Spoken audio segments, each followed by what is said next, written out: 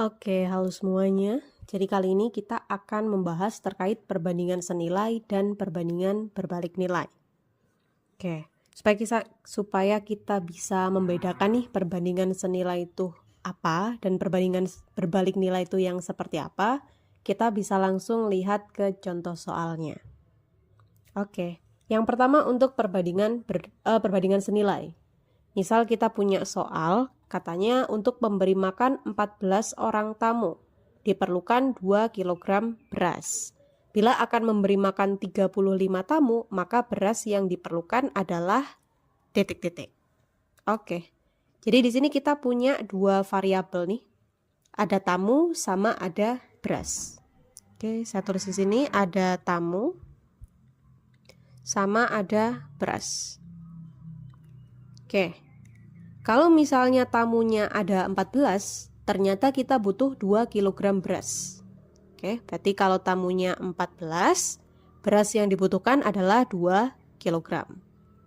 Nah, sekarang kalau misalnya tamunya 35, berarti beras yang diperlukan tuh berapa? Kita misalin aja X gitu ya. Oke, sekarang kita cek nih, perbandingan senilai itu yang seperti apa. Nah, kalau misalnya tamunya itu semakin banyak, semakin bertambah ya, semakin bertambah, maka otomatis beras yang diperlukan juga semakin bertambah, semakin banyak, perlu lebih banyak lagi beras nih.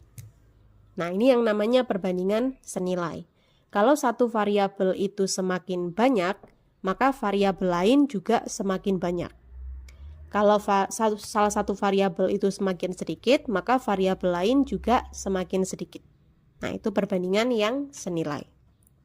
Cara pengerjaannya gimana? Tinggal kita kalikan silang aja. Jadi si X ini kita kalikan dengan 14. Jadi 14X.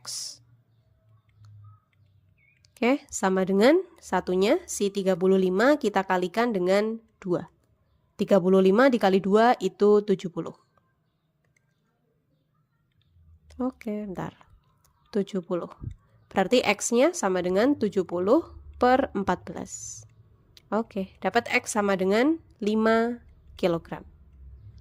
Jadi, kalau misalnya tamunya ada 35, beras yang dibutuhkan adalah 5 kg yang C. Oke, sekarang gimana kalau misalnya perbandingan berbalik nilai? Contohnya ada di sini nih. Oke.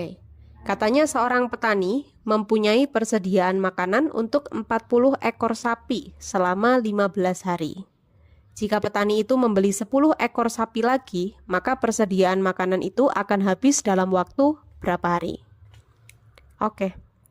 Di sini kita juga punya dua variabel.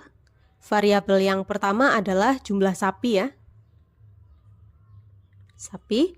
Terus variabel yang kedua adalah waktu untuk menghabiskan makanan tersebut, atau kita tulis aja harinya ya, banyak hari. Oke, kita lihat kalau misalnya sapinya ada 40 ekor, ternyata makanannya tuh habis dalam waktu 15 hari.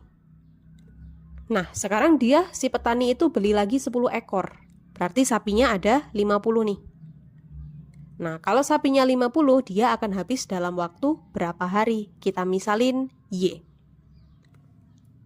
Oke, sekarang kita gunakan logika kita nih.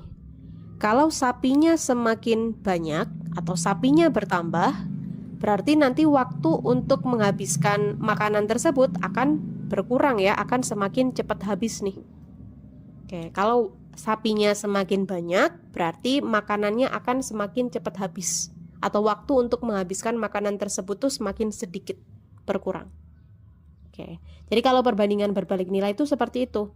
Salah satu variabelnya bertambah, variabel lain malah berkurang. Dan sebaliknya, salah satu variabelnya berkurang, maka variabel lain akan bertambah. Itu namanya perbandingan berbalik nilai. Kalau perbandingan berbalik nilai, dia tuh tinggal kita kalikan silang aja. Kalikan lurus ya. Si 50 kita kalikan dengan Y, jadi 50Y.